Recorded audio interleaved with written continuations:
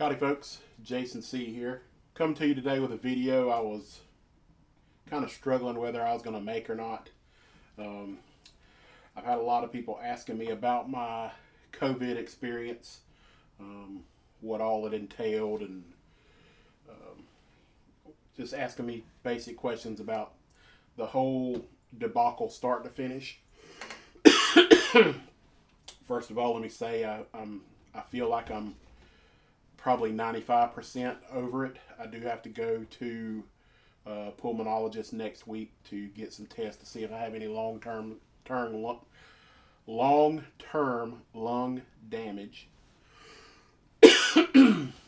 But I feel pretty good. Much better this week than last week. It's definitely been an ordeal. I do still get weak pretty easy. Of course, I still got a little bit of a cough. But other than that, I feel pretty good. Like I said, I was kind of debating whether or not to make this video because I've got friends that are on both sides of the whole COVID argument. I've got friends that are on both sides of the whole vaccination argument. I've got friends that are on both sides of how COVID should be treated argument. And I'm not here to change anybody's mind. What you feel is your business. It's definitely none of my business. I'm just here to give you a step-by-step description of my battle with COVID, my battle with doctors, and you can make your own decisions. You can make up your own mind as to what any of this means, because I am not a doctor. I am not an expert. Hey, I'm just a fat guy that got sick. Now, a couple of things. People are going to ask, were you vaccinated? Yes. Did I have the second shot before I probably got sick? No, I did not. So, there's that. All right. Let's just start from the beginning. I'm not sure where I got it from. My daughter tested positive for COVID and had to come home from school and be quarantined. And along about that same time, a coworker also tested positive and had to be quarantined. That coworker was fully vaccinated, by the way. My daughter, of course, was not. So, towards the tail end of my daughter's infection, she was starting to get better. That's when I started feeling symptomatic and went and got tested and came back positive. It was kind of interesting because everything you had heard, or I had heard up to that point, was that COVID, if you catch it early and you get treated early, that you have much less chances of having a very serious case. So I was really surprised when I went to my doctor, my general practitioner, and tested positive, that they offered no treatment whatsoever. What? They literally told me to go home and drink water and take vitamins. Bro, what are you talking about, man? It's kind of surprised being that this is being portrayed in the media and in, all walks of life, if you will, as the global pandemic of our time and this ruthless killer. And everything I've seen up till now said you need to get treatment early. And for me to be diagnosed with it and being told there is no treatment for me, that I don't qualify for the antibody infusion. I was told I was not a candidate for that. I've also read that you're supposed to get that immediately. I've had lots of friends and lots of coworkers that have got sick and they've got the antibody infusion within 48 hours. But I was told that I was not a candidate. Literally sent home, told to drink water and eat vitamins. That's what I was told. Now, after about 3 days, noticed my condition was worse. It was harder for me to breathe. Was starting to show a little bit of fever. The headaches were terrible. Worst headaches I've ever had in my life. Um, so I called the doctor back and was then put on a steroid and an albuterol inhaler. That's it. Again, told I was not a candidate for antibody infusion and to continue drinking water, take vitamins, use the inhaler when I had problems breathing, take the steroids. Okay, so that's what I did.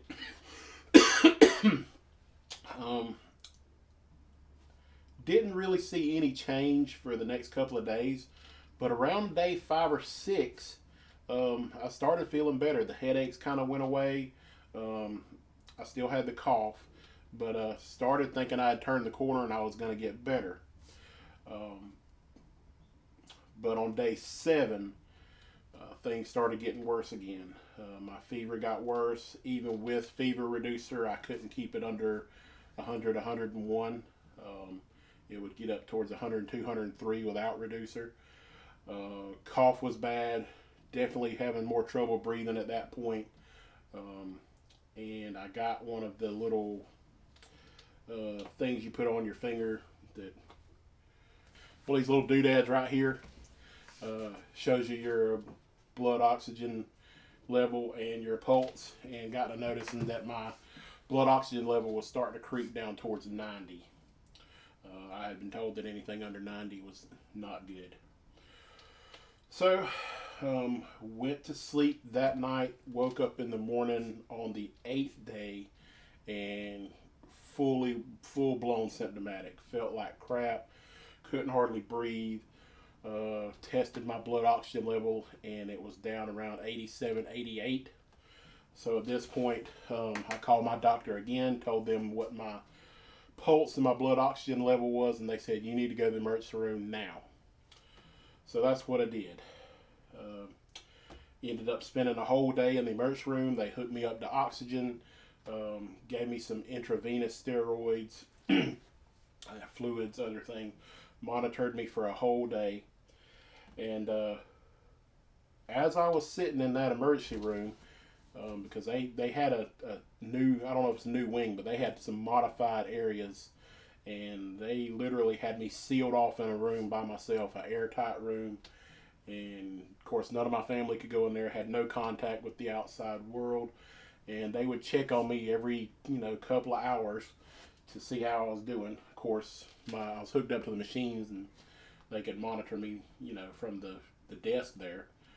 But as I sat there in that emergency room, I kind of realized why so many people die in the emergency room. Because they lock you away, you got no family support, you got no friend support. They're checking on you every couple of hours. You're just there with your thoughts. And when you're alone like that, you're thinking some bad stuff, especially when you realize how sick you are. It's just not a good scenario. So I decided at that point that if they let me out of this hospital, I am not coming back. Whatever's going to happen, it's going to happen at the house. That we're going to take our chances at the home.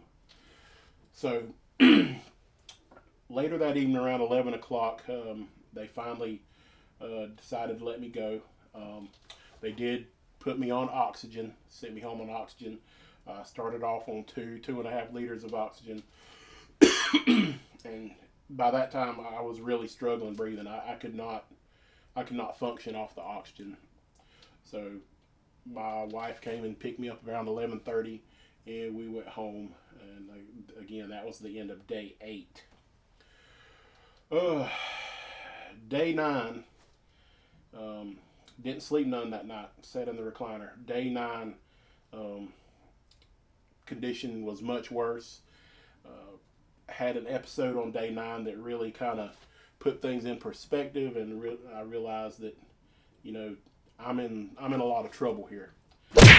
I thought that I could get up at some point and go to the bathroom by myself, because I'm stubborn and hard-headed.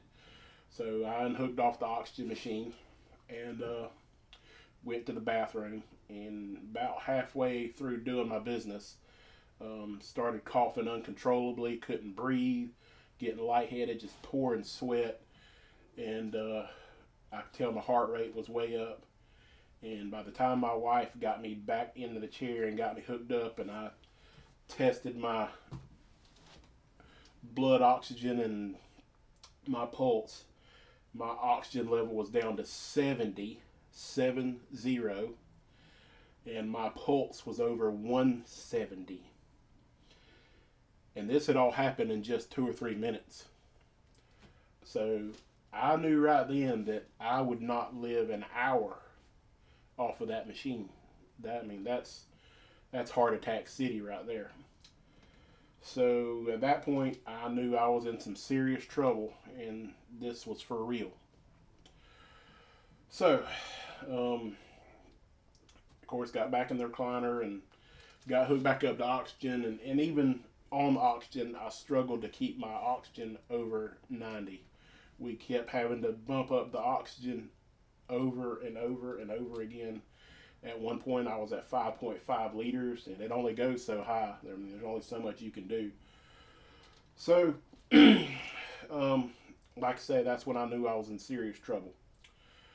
The headaches and the fever, it's super intense, nonstop. Kept me from sleeping at night. I probably went 3 nights without sleep. Just concentrating on every breath. You have to breathe just enough to where you wouldn't start coughing, because if you started coughing, you wouldn't stop and your oxygen level would tank. So just enough to where you wouldn't cough, but try to get enough oxygen to keep functional, and having to concentrate on that every single breath for probably a 48-hour period straight. Just all I could do was concentrate on breathing. Again, no real prescriptions or medicines at this point. My doctor said that they didn't treat it that way, that I was not a candidate, again, for the infusion. Said antibiotics wouldn't do any good. There's nothing else they could do. Kind of just felt like they were just going to let me sit there and die. But anyway, on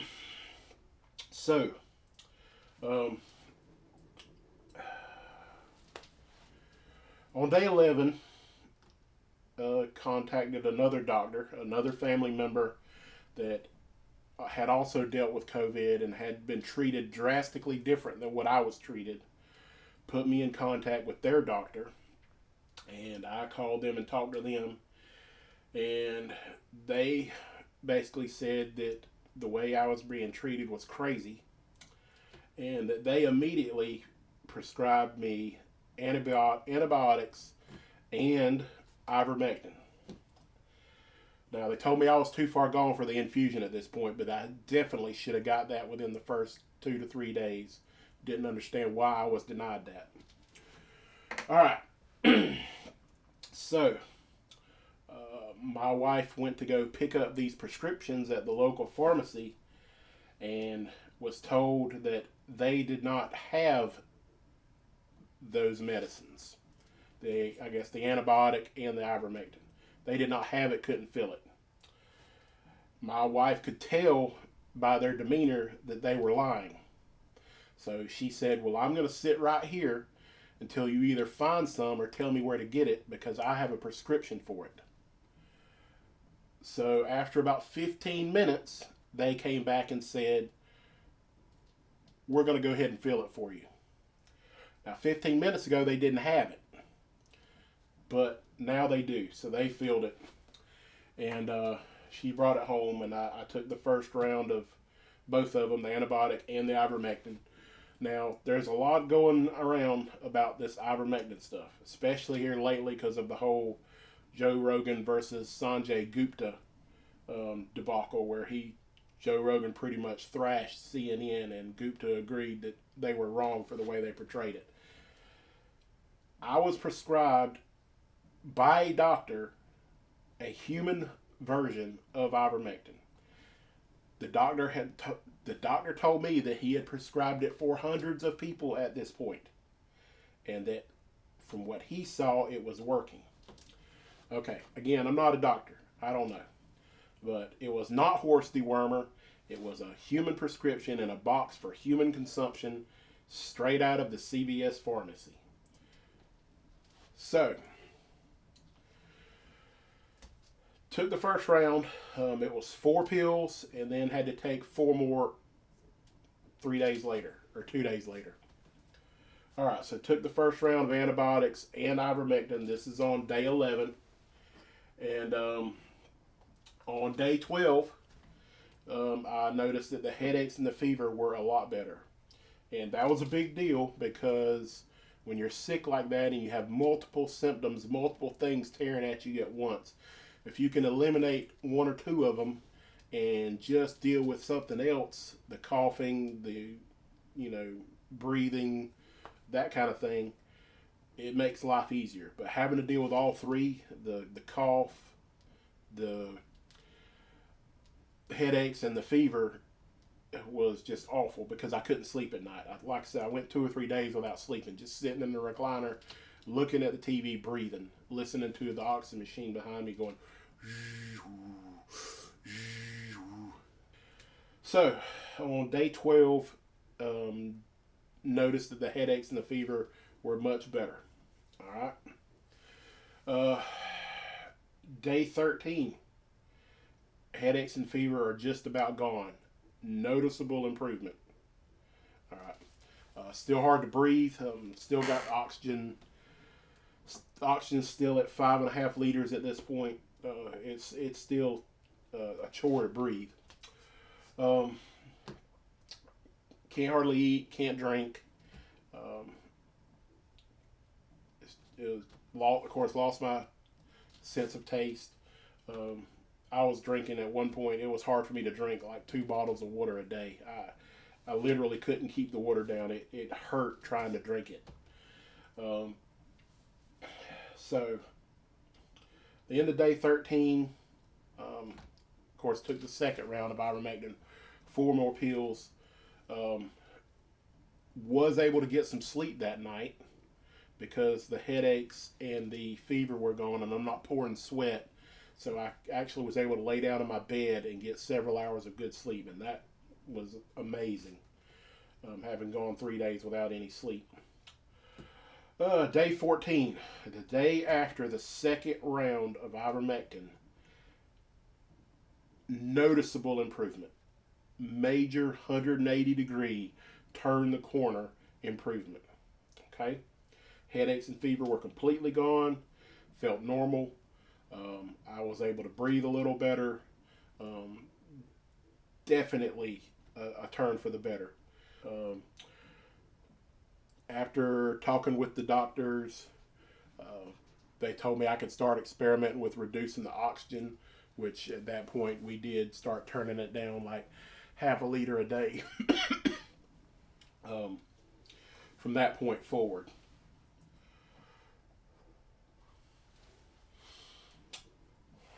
Day 15, again, just major steps, major improvement.